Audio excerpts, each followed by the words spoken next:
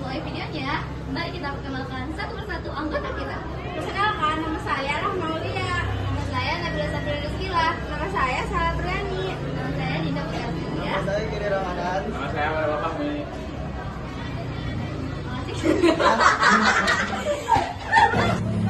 Mari kita saksikan videonya.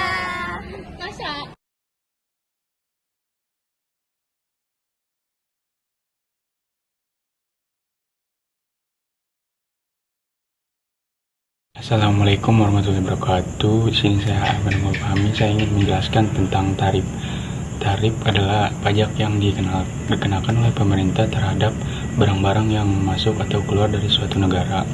Tujuan utama adalah untuk mengatur kegiatan perdagangan internasional dan melindungi kepentingan ekonomi dalam negeri. Contohnya, jika Indonesia mengimpor mobil dari Jepang, maka pemerintah Indonesia mengenakan tarif impor bea masuk terhadap mobil tersebut. Jadi, bea masuk adalah pungutan resmi dari pemerintah terhadap barang-barang impor yang masuk ke wilayah pabean suatu negara. Bea masuk merupakan bagian dari tarif impor. Wilayah pabean artinya wilayah di mana berlakunya undang-undang kepabeanan termasuk darat, laut, dan udara suatu negara. 1. Melindungi industri dalam negeri. Dengan tarif tinggi, barang impor menjadi lebih mahal, sehingga masyarakat lebih memilih produk lokal. Kedua, menambah pendapatan negara. Pajak impor menjadi salah satu sumber penerimaan negara. Ketiga, mengatur arus barang dari luar negeri, untuk mengontrol jumlah barang impor agar tidak berlebihan.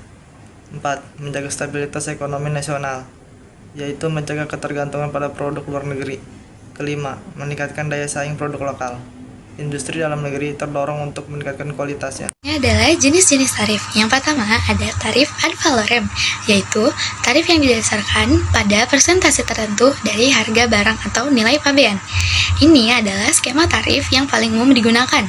Rumus sederhananya adalah bea masuk sama dengan persentase tarif dikali nilai pabean. Dan yang kedua ada tarif spesifik. Tarif yang didasarkan pada satuan barang tertentu, misalnya per kilogram, per liter, dan per ton. Hanya dikenakan pada komoditas tertentu, contohnya beras dan gula.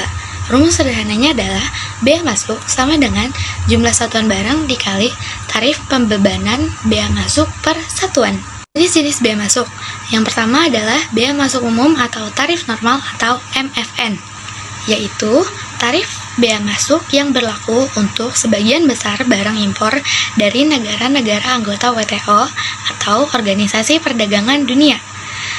Besarannya berbeda-beda, tergantung jenis barang atau kode HS dan diatur dalam Buku Tarif Kepabeanan Indonesia atau BTK.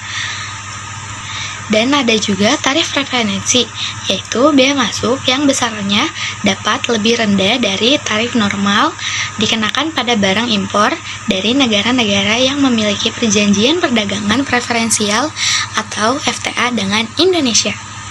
Yang kedua ada bea masuk tambahan atau sesuai dengan Undang-Undang Kepabeanan.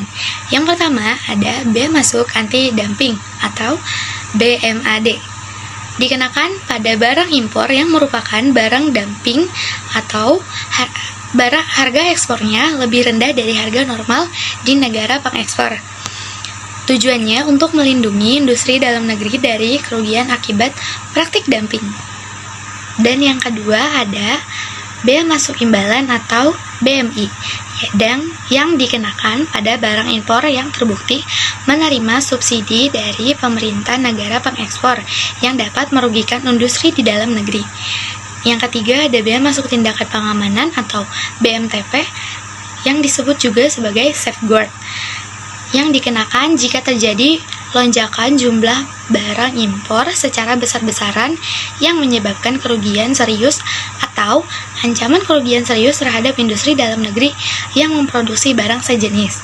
Yang terakhir adalah bea masuk pembalasan atau BMP, yaitu dikenakan pada barang impor dari negara yang terbukti memperlakukan barang ekspor Indonesia secara diskriminatif.